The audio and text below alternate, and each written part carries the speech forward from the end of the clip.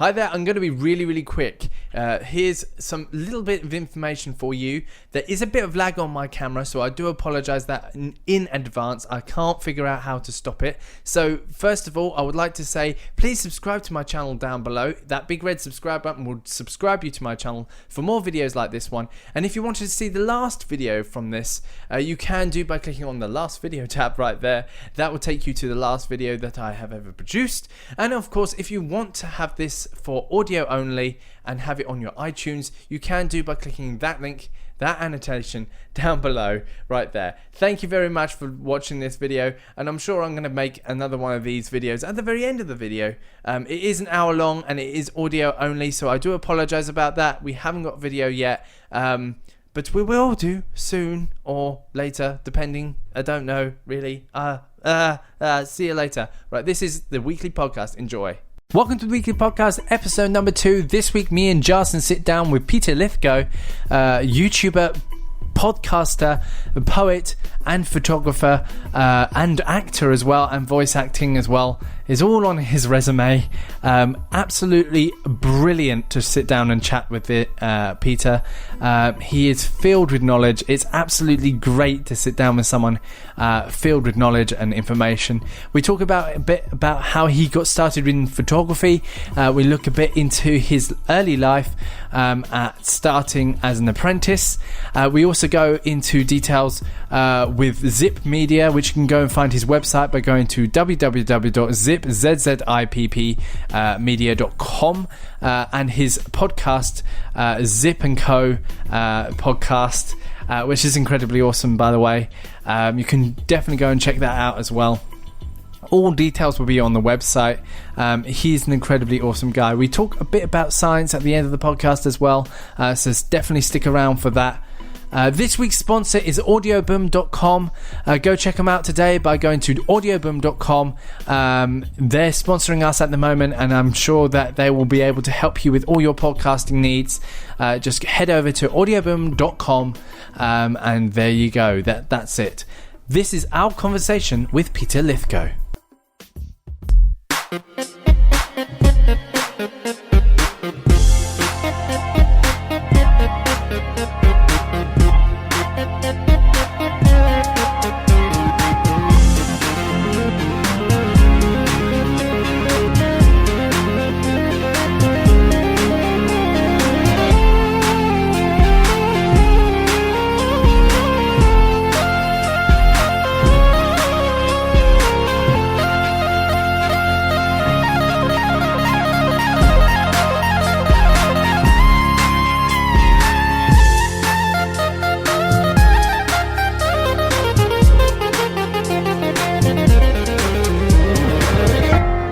I've been going through your profile. I've been doing a little bit of social stalking. That's what I like to call it. I found on your LinkedIn profile that you campaigned for Weymouth and Dorchester Portland local radio station in 1991. 91, 92, that's correct. Yeah. So what sort of stuff do you do? Is it podcasting? Is it local music? Well, Zzipp Media, I like to think of it as a kind of free local magazine, if you want. I first started doing the podcast some time ago, as you can probably see from the show notes there. I thought it would be interesting to give coverage to people who can't necessarily get a lot of press coverage, because it's very difficult down here to get press coverage. Very, very small charities or musicians or authors who are self-promoting books.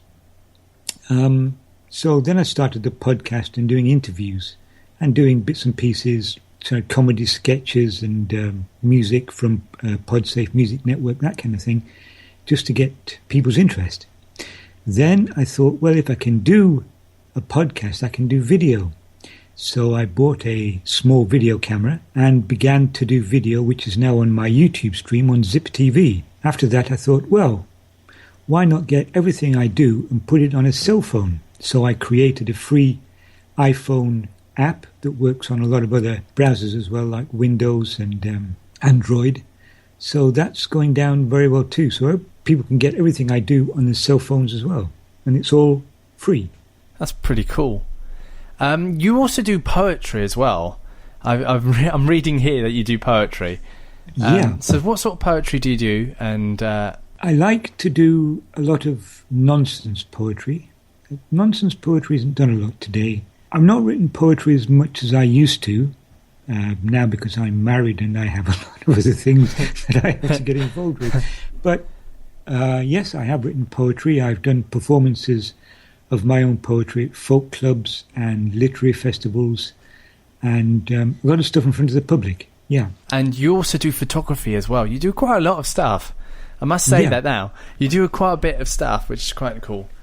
Well, I first started doing photography when I was about 5 or 6. We had relatives in Blackpool in the UK, my father's brother, and we always used to go there for a holiday. And one holiday, we were walking past a little tourist shop, and I saw a plastic camera in the window, and I insisted to my mother that I should have it, and she went in and bought it for me, and she thought it was one of those joke cameras that you fill with water and it squirts everywhere. But when I actually got it home, I discovered it took 120-roll film, and I've been taking pictures ever since, using digital and video and Super 8, all kinds of things. So, you know, it's grown. Now I'm using a Nikon, which is the digital, which is I love, that I picked up in Los Angeles. Yeah, so you went and bought a camera. So you got yourself your first camera. What sort of photos did you take? Probably very rubbish ones when I was little. But I think I'm a bit of an instinctive photographer now. I carry my camera everywhere, even to work, because you never know what kind of image you're going to pick up. You can be walking along the street and see something really interesting, and you've got to have a camera and take it there and then, otherwise it's gone. You know, yeah, like a fleeting instance. And I always say it's not the camera that takes the picture; it's the photographer who sees the picture either there or coming. Yeah, I mean, like, because I'm doing my university at the moment, but one of my courses is to do photography and things like that. So I definitely understand the idea of having a camera with you all the time. I mean, I've got a smartphone now, so I've got that with me all the time. But it's one of them things where you like, I'm definitely like when I'm driving along where I live, where there's a beach and stuff, I see a sunset or something like that, I'm like, that's a good photo. Or there's a boat in a position that's perfect in proportion to certain things going on around it, and that's a photo. I'm like, that's pretty cool. So yeah, I definitely understand. I was walking past the main entertainment complex in Weymouth one afternoon. I regularly go on what I call Monday photo walks. So I just grab the camera and just walk around Weymouth. And I was walking past the local entertainment complex called the Pavilion, and there was a seagull kind of perched on the side of the harbour, looking into the harbour. And I got the camera out and I kind of focused in on it, this seagull standing there. And as I focused in on it, it turned and looked at me. It physically turned and looked at me as if to say, "Are you taking a picture of me?" And I just got the picture, and it's a wonderful picture. You know, it's you've just got to be there to see it. And if you go to my Pinterest boards there, there's a pictures there that I sell. I think it could be there. You also were a judge on Winter Valentine weekend. Yes, that was fun. That was some time ago, but it was run by the local newspaper, I believe, the Echo, and I think there were 3 or 4 other judges. And we sat around a table and just looked at poetry, romantic poetry, and picked the best one. I think the winners got a trip somewhere, on an organised trip somewhere. But that was fun. That was fun to do. Yeah, I've been involved in a lot of stuff over the years. Yeah, I can see that.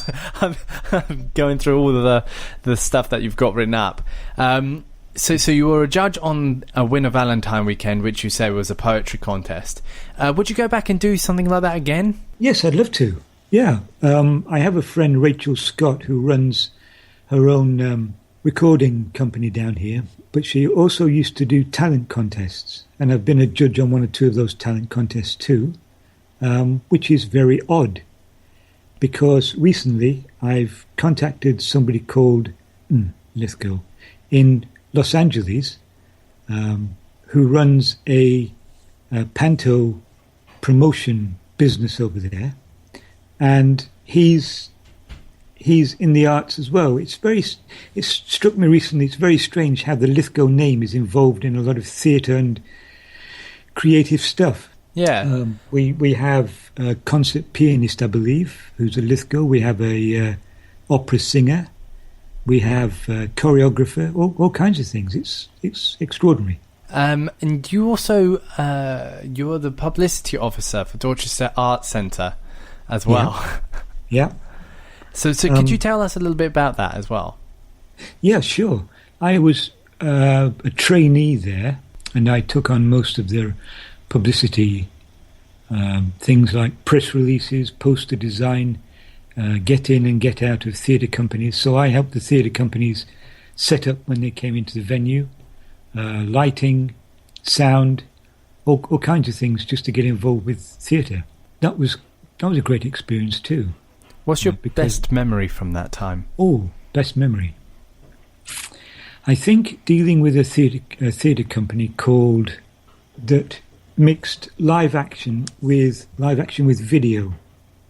So they kind of stepped out of the screen. They moved on the screen and stepped out of the screen, and helping them set that up was fascinating to see how they did it, and to see the timing was so good. I'm trying to remember the name of the theatre. It was so very long ago. Yeah, that was fascinating. It was my first foray into the world of theatre, actually, that. And it was exciting because we used to go out after the theatre company had broken down and have drinks and talk a lot about theatre. So, yes, it was an exciting, interesting time. But then I left there and went on to do other things. You went on to do charity parachute jump as well. Oh, that was for the Arts Centre as well, yes. Yeah. Yeah. That was for MenCap and the Arts Centre. Yeah. That was fun because I had to go to the aerodrome and practice for 4 or 5 weeks. Oh, really? Jumping off a kitchen table and learning to land right. And because of the weather conditions, the wind, if the wind was too high, we couldn't actually do any jumps. So we had to wait for the wind to drop. And I was very lucky on the final weekend. They said, okay, we do it now. And my brother-in-law actually took me to the airfield. I went up in the aeroplane, and I think I was the 5th to come out. And when I landed, my brother-in-law, who was a mountaineer and an ambulance man and a diver, he said, you could get me up to the side of a mountain, no problem. He said, but I would never do that. See, I don't know what it is. I don't think I would ever do skydiving. I don't think I would want to do that. But is it like, is it your mind overthinking things, or is it really not that bad? I think when you are sat on the edge of the doorway in the aeroplane, thousands of feet up, you either go or you don't, and you've got people behind you waiting to go. So you either go or you don't. The only choice really is to go. You don't want to be the one in the back sat there. No, do you? you don't want to be the ones kind of snivelling in the back. No, it's not. It's not good for the street cred. And you were a assisted Weymouth Cine and Video Club in filming the Military and Veterans Festival Parade. Yes, that's in right. 2000. Yeah. I took my video camera down. They asked if I would help, so they had a lot of other videographers there filming various things, and they told me what I had to do. So I just helped them film, and then gave the film to them, and they edited it into the movie that came out. I got a credit, of course. It's all fun stuff I enjoy getting involved with. So you like being very creative and very you go with whatever the mood takes you, it seems, because the next thing on the list is you organised and found a sponsor for the photographic expedition Through My Lens. Yeah. Yeah, that was at Weymouth Library. A friend of mine who was a photographer, she wanted to create an exhibition of her work at Weymouth Library, but she couldn't think of any way to start. So I found a sponsor for her to pay for the exhibition space, and she had everything framed up already. So I just organised the publicity for her, and she got the mayor to come in, I believe, and it was a good event. You know, we had wine and nibbles, and it was quite a good event. Yeah. You also filmed and packaged 2 VHS videos for a local band as well. Can you talk about that as well? Sure. An elderly friend of mine was a blues guitarist, and he got together with a vocalist friend of his who were roughly the same age, and they said, we want to do some gigs together, but we can't think of a name for the band. And I thought for a moment. I said, how about the Old Geezers? And they said, yes, we love it. So they did a few gigs down here as the Old Geezers, and I got a notification that a television station was looking for elderly people who just don't give up. They don't retire, they don't stop, they just keep going. So I wrote to the TV about the Old Geezers, and they said, wonderful, we will be down and interview them. So an interviewer came down and a cameraman, and we went to a local pub, did the interview there with them, and that was on television. And I helped them by creating 2 videos and designed the packaging and everything for them, and I gave them one each of those. So now they've got those. They weren't ever for sale. They were like a custom item, really. They're both retired now. One of them is living up country, I think, but you know, he still keeps his hand in playing. And yes, I just enjoy doing things that interest me, like pushing the ceiling, as it were. You know, can I do that? Yeah. How is it possible? How, you know? Yeah, I enjoy doing that. You were also on the first team of the neighbourhood news for Dorset Echo in Weymouth as well. Yeah. Wrote local news and human interest stories for Dorset Echo as well, and Western Gazette as well. That's right, yes. I had my own page in the Western Gazette at one time, yeah. How did that feel to have your own page? It was great. It was great fun. I had to be careful I didn't write the same stories for both newspapers, because there might have been trouble there. But, you know, yes, I did neighbourhood news for the Echo for my area here, Radipole Spa, and I had a page on the Western Gazette about Weymouth town itself, and I used, at one time I used a 35mm camera to take pictures, and then I went on to digital. And I did that, I think I did the neighbourhood news for about 5 or 6 years, I suppose, something like that. And then I let somebody else take over from me on the neighbourhood news for the Radipole Spa, just to give it a fresh look, really. And you also appeared in Christmas pantomimes as well. Oh, yes, yeah. Is there any stories you would like to share with that? Yes. I was in Ali Baba and the 40 Thieves. I was the baddie, and I had to do a quick change, costume change, and I had to go off, do the costume change, and come back on again as quickly as I could. But I got delayed, and I heard the guy on stage say his line, and there was silence. So I kind of ran on stage almost with the right costume on, and I kind of pulled the costume on and said, that's what late buses do for you. And the audience cracked up, and we carried on. So there's and on the end of Ali Baba, the heroine stabs me in the back, and I go down, and all the kids boo and hiss. And there's a little child in the audience says, "Oh, is he dead?" You know. But when I got up and we did the bows and everything, the kids were happy.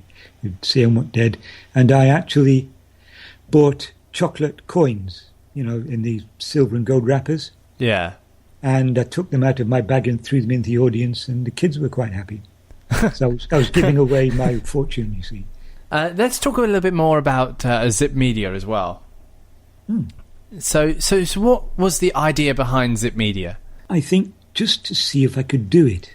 I'd written for the Echo, and I thought that it was a very small catchment area for the things I wanted to say.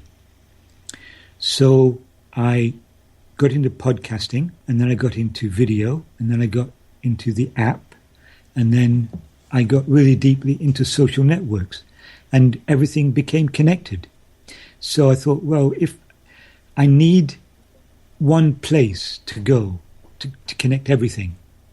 So then I got Belugi.com in Weymouth, which is a web development company, to create me like just one page with everything, all the links on it. So now people can go to zzippmedia.com, ZZIPP media, all one word, .com, and see everything I do.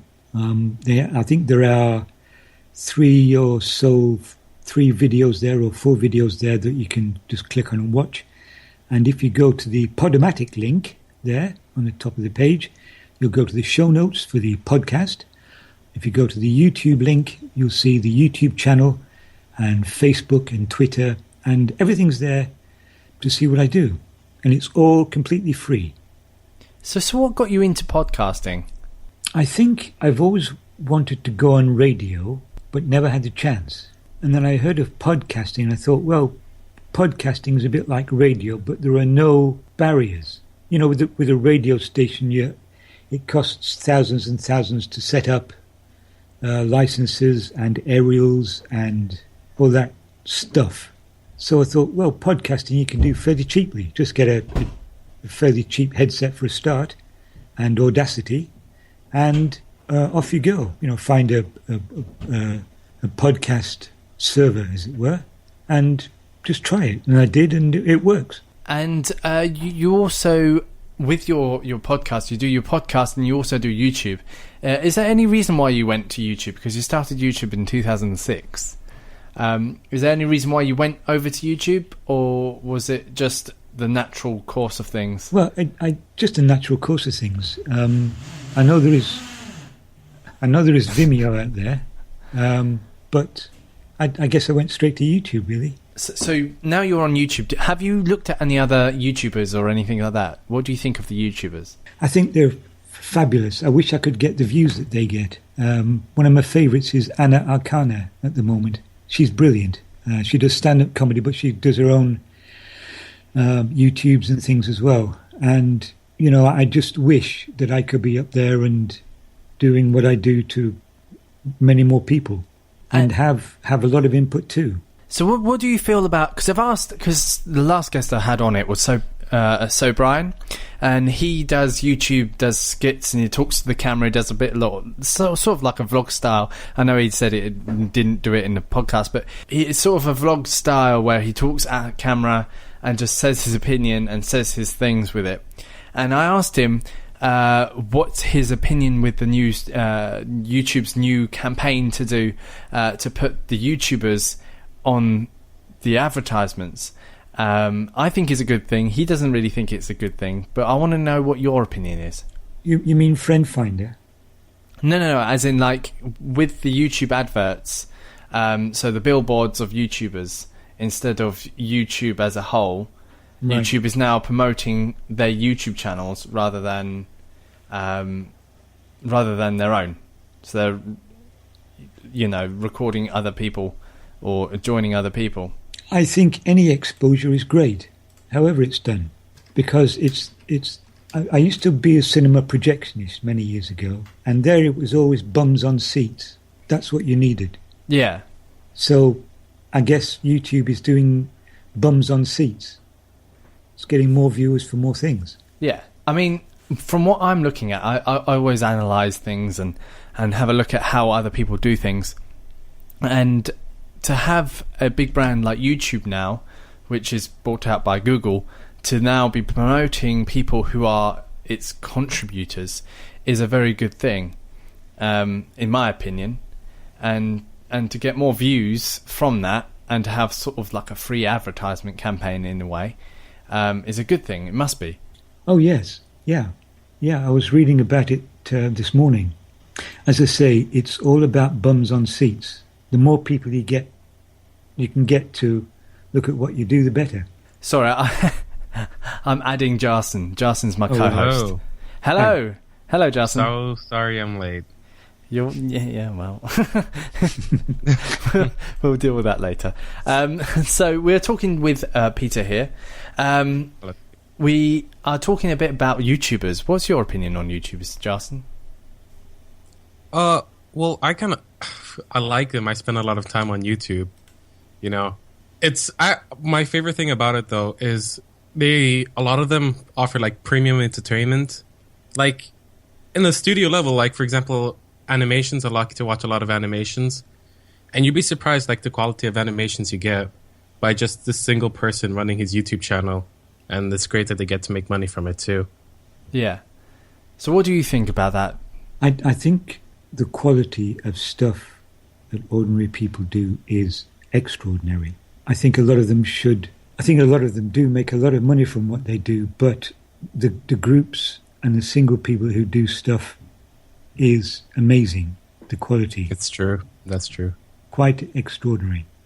And it's kind of sad also that a lot of people, like a lot of talent, don't really get the attention they deserve, especially when they're putting out like such great content. And you have to keep in mind these are like people by themselves, like at their house, on their laptop or computer, like pushing out such quality content. Yeah, I like the human quality. I guess that's what I tried to do with Zzipp Media. I like people to be people, not corporate puppets or... Yeah. Yeah. You know, I like the artist to be themselves. And I think that's what a lot of YouTubers do now. Yeah. They're just themselves. Yeah. The whole point of YouTube is to build up a community. It's more engaging than TV. And I saw a recent stat recently that's saying that TV is on a decline of the amount of listeners. The listeners rate is going down. Viewers, Jack. Yeah. Yes. Well, it's a bit of both, isn't it, really? With YouTubers and... anyway, and the YouTubers are going up. And more people are watching online content rather than offline content. So that sort of has got to break the bridge somewhere, I think. Yeah, like I hardly ever turn on my TV anymore. I either stream, like if I want to watch a TV show, I either stream it or I go on YouTube. Yeah, I have a Chromecast here, so I use that more than I do the actual broadcast TV. And with things like Netflix and Hulu and stuff, that who really needs a cable line? Yeah. So let's talk a little bit more about Zzipp Media. Is there any plans for the future? Because it says here that you've been doing this for 15 years. Well, yes. When I can, you know, in the old days, I used to do a lot. But as I've said to you, I'm married now, and I actually work full time as well. So I have to do this stuff when I can. Just recently, I've been working with a group called the Dorset Writers Network, and they got funding from the Arts Council. And one of the projects was creating a podcast for their writers. The people at Dorset Arts Network didn't actually know how to do it, so they came to me to record their writers reading their own pieces, which I've done. And now we're going to create a podcast so that the rest of the world can hear what the writers have done. I'm doing that.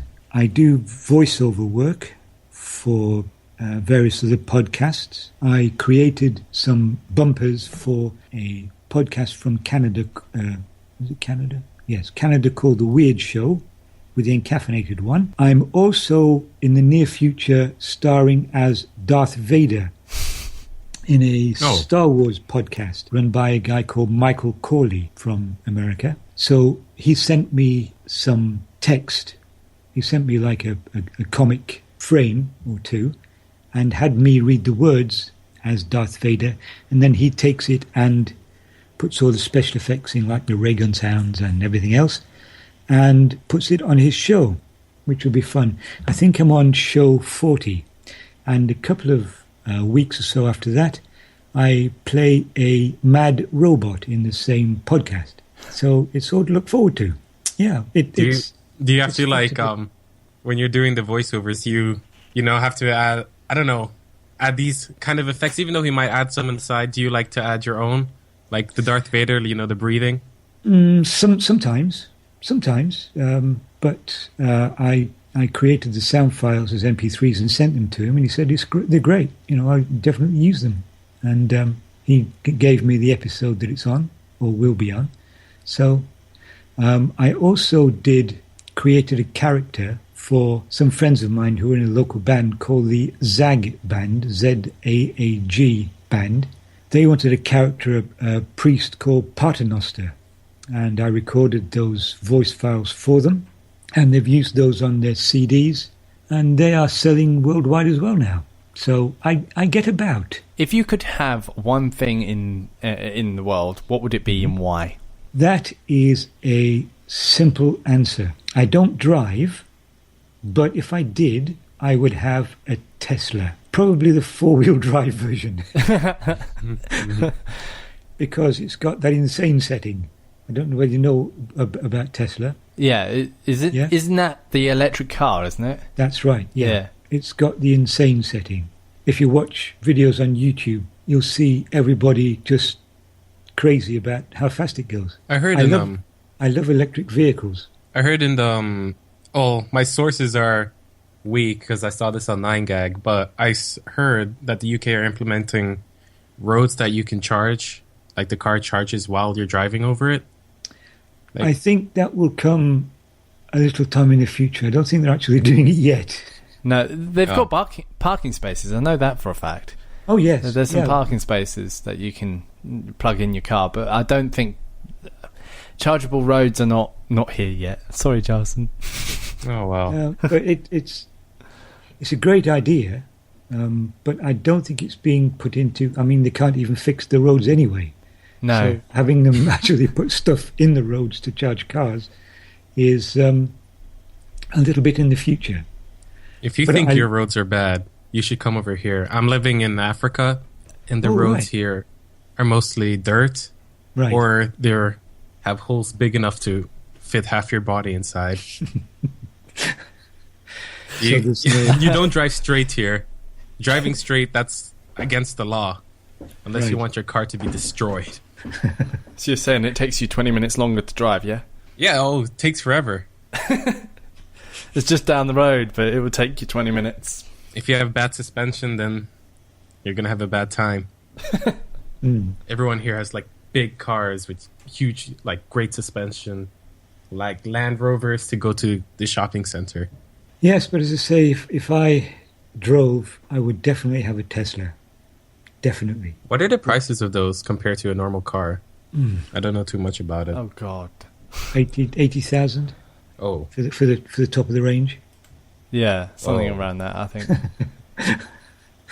Yeah, wow. They're expensive. They're really expensive. Yes, but I mean, if you consider that there's no tax and they're exempt from things in London, and you don't have to buy any fuel, the price is worth paying. Yes, yeah. It takes something like 20 minutes to charge at a supercharger, so you can go in and have a cup of coffee while your car's charging in 20 minutes. So who's your best person that you've interviewed so far? Best person? Someone that you enjoyed interviewing. I didn't actually interview him in person, but I think the best one I ever got was a guy called Rick Wakeman. You know who Rick Wakeman is? Sorry. Okay. Let me do a quick Google search. Yeah, he played with a band called Yes. All right. Years ago. And also he created solo albums of his own. He's a keyboard player. Oh, yes, I found him. Yeah. Hang on. Yeah, I have we've got a Wikipedia page. Gotta love Wikipedia. And I've been a fan of Yes and Rick Wakeman for years. I've got all his albums on vinyl. That ages me a little. But he came to Weymouth to promote one of his albums, and he was appearing at the Pavilion. So I actually wrote to him through his fan site on on the internet, and I asked, could I send him 10 questions to ask, and would he type replies? And he said, yeah, I can do that for you. So I sent him 10 questions. He sent the answers back, and I put them together, and I put them on my old website. And then when he came to Weymouth, I actually went to the pavilion and saw the show, and afterwards he came forward into the foyer to shake hands and sign autographs, and I actually got to talk to the man. As I say, he's been a great hero of mine for years, so it was great to meet him. Anybody else? Well, no, I just enjoy talking to the authors and the bands that I talk to. I enjoy their enthusiasm about what they do. It's always great to experience that. So you also have an Instagram page. Sorry. Yeah, it's okay. You also have an Instagram page for your photography. Mm-hmm. Yeah, so you have an Instagram page for your photography, and I think the one where you've got the seagull looking at you is on there. It's on there, yes. Yeah. It is on there. Yeah. So much, I forget. It probably is on there, yes. As I say, you can see it just turned and looked directly at me. So you've done quite a bit of stuff. Is there anything that you would like to repeat or redo? Repeat or redo? I don't think so. I think everything is going along just as I want it to do. The social networks are growing. Twitter, MySpace. The MySpace well, not really MySpace anymore. No, well, MySpace, Facebook, Twitter, SocialCam, Instagram, LinkedIn. So they're all growing, which is great because people come to my podcast through all those places. What else? People are downloading the app, which is fairly easy to do. I've found that to be an app developer is fairly expensive on the App Store. So people can click on that link on the website and they will come to like a landing page. If they put their email address in that little email box, they will be sent a link. So they just click on that link and the app is installed on their iPhone or their iPad, and it's all completely free. There's no charge. And that's updated as things are updated as I do them. So would you consider yourself a really connected person? At the moment, yes. Yeah, I'm connected to a hell of a lot of people around the world, yes. Yeah. But, for example, nowadays you see everybody, they're always connected to the internet. They're either on their phone or their tablet or on the computer. Are you one of those people? Yes. My wife complains all the time. She said, put the iPad down, we've got company. It's like one of those things. Or we're trying to eat, and she said, put the iPhone down, it's dinner time. I'm like a big kid, I suppose. But it's like in the old CB years. I had a CB radio, and that always used to be turned on. Yeah. And the rate the world is going at now, it's practically impossible to survive without these things. Everything's going to your mobile, paying, ordering, everything. Yes, so that's right. It's better you get into it now because you'll be forced to later on. I mean, for what I do at the moment, because I'm studying web design at the moment at university. Mm-hmm. One of the subjects that comes up that has been brought up is that we are now building how we design our websites and stuff isn't like it used to be. So whereas before I would be designing websites as a web page for a proper website, I now have to design mobile first is what it's called. So you design for the mobile screen and then scale it up. Yes. Which is a pain, but it means that you can have one website which scales with each device rather than just one. It's pretty awesome once you've got a what's it called, a website that is resizable. Right. It is like a benefit rather than a down thing. Yeah, majority of people that use the internet are mobile users now. Yeah, I mean, weekly, because of Squarespace, I've got a weekly website, that's now responsive, is what it's called. It's a responsive web design, which means that I can look it on my mobile and still get the same amount of information as I can on the computer. Even though it looks better on the computer, it still looks fairly decent on the phone. Yeah. Well, I have 2 Google blogs. On Google Plus? Well, I am on Google Plus, but I also have 2 Google blogs on Blogspot, and that's very responsive too. So one of them is about a character I created some time ago, the General, and the other is to go with the weird stuff spot I had on my podcast. So that's the kind of text-based stuff that I do on the Blogspot blogs. You could probably find a link on the website there. I think also I do something called Fast Walker 1 on Facebook, which is about another passion of mine, UFOs, flying saucers, and that kind of thing. Are you a believer? Well, I've seen a few things that I can't explain. I guess when you see stuff like that, there's no need to be a believer because you've seen already. And the other one is to an old friend of mine who sadly passed away a couple of years ago, Mr. Trevor Lawrence, who was a painter, musician, film extra, who appeared in Doctor Who in the early days with John Pertwee. Oh, that's cool. And he appeared in a film called Captain Kronos Vampire Hunter. I don't know if you've ever seen it. No? But I think he's a little bit before us. So. He was one of the actors in that too. So he was a great friend and raconteur and storyteller. So I created a profile in tribute to him, and it's amazing how many people around the world come there and say they met him and show pictures that they have that he painted from America and all over the world. It's quite extraordinary. Oh. What do you feel about the NASA's recently discovered a star, the Kepler, I think it's called Kepler, and they identified a number of objects orbiting the sun that is not geometrically supposed to be there. Basically, they're like alien tech. Yeah, alien tech. I think it's so far away that we're never going to be able to find out for sure. I also think that too. I think that the universe is too big for us to be alone.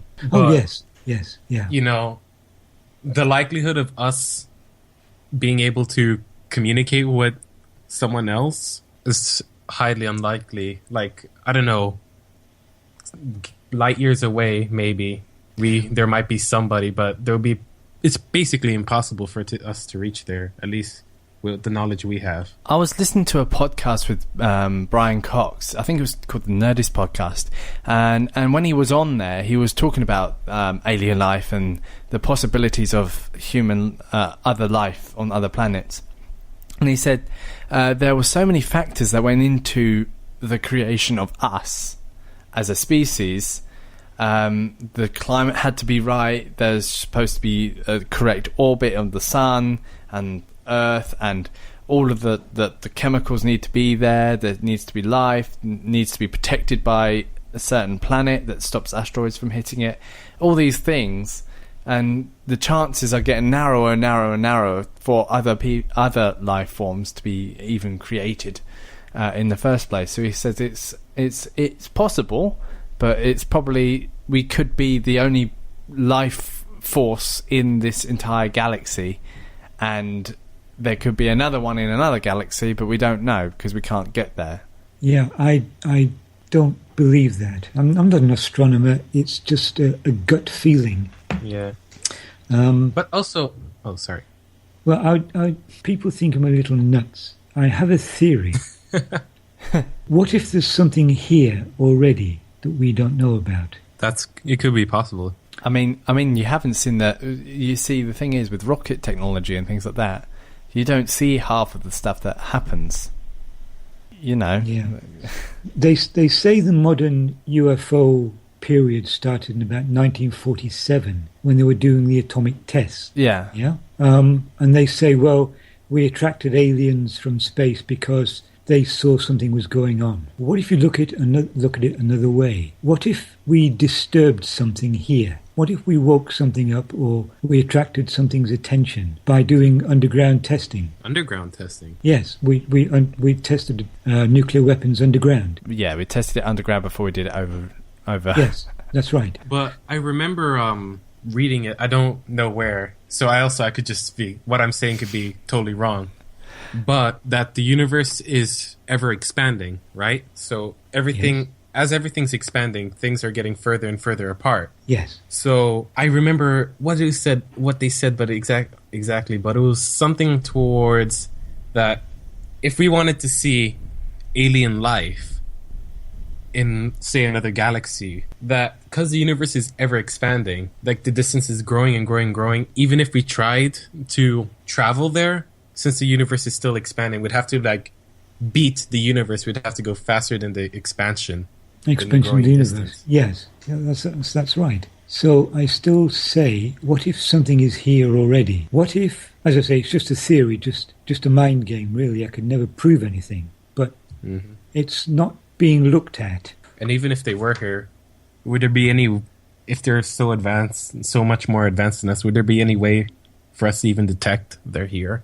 Well, who says they are advanced as we think they are? That's true. I remember thinking less advanced. Yeah, I remember thinking that like last week I was thinking, why does everyone assume that aliens are more advanced than us? What if we're one of the most advanced species in our universe? Yeah. You know? Well, surely you've heard of Roswell. Yes. Yeah. Imagine for a moment that the creatures that were supposedly found there weren't aliens. They were creatures from somewhere here. There are stories of crashed saucers all over America. So can you imagine a race of creatures or a group of creatures or whatever that maybe have the technology but can't use it properly? So they keep crashing. Huh. They were maybe evolved when they appeared here, but maybe they've devolved. You know, it's like us trying to use a technology that we have no idea how to use and blowing up or falling out of the sky, or they've lost the knack of trying to use it. And what do you think about, like, when people say, for example, the Egyptians were aided by aliens to build the pyramids and Easter Islands, things like that, that aliens were somehow involved in making them? I don't know. I think if these creatures, whatever they are, were here before us, then they would look at themselves as the true owners of the earth. We are the interlopers. Maybe they gave us pushes every so often. To lead us in a certain direction. Maybe. I don't know. But let's imagine that somebody came to England from Japan now and married an Englishman, and they had children. Now, those children would be a certain amount Japanese, wouldn't they? Yeah, half Japanese. But if they have children, and those children have children, and those children have children, the Japanese would get less and less, wouldn't it? Diluted. Yes. So can you imagine creatures that have been here for thousands of years interbreeding because they have With nothing us. else? They have, well, not with us, maybe with us, but with each other. The whole civilization would degenerate because of the inbreeding. Yeah. Yeah. So maybe when people say they're being abducted, maybe it's these creatures trying to find some way of strengthening their genetic material. I don't know. It's just a theory idea. again. Yeah. So to end this conversation, what is the best thing you've done on the podcast? Oh, best thing I've done on the podcast. I think the first chapter of my comedy fantasy novel. I thought it would be fun to read it and put sound effects and funny voices and things on there as well, which I did. And it's getting a lot of good response. So if you want to hear it, just go to, I think it's one of the newer podcasts, 24, 25, 26, something like that. But have a listen. Let me know what you think. Okay. Thank you very much, Peter, for joining us. And I hope everything else goes well with you in the future. Okay. Thank you. All right, you take care too, both of you. Bye. It's one small step for man, one giant leap for mankind.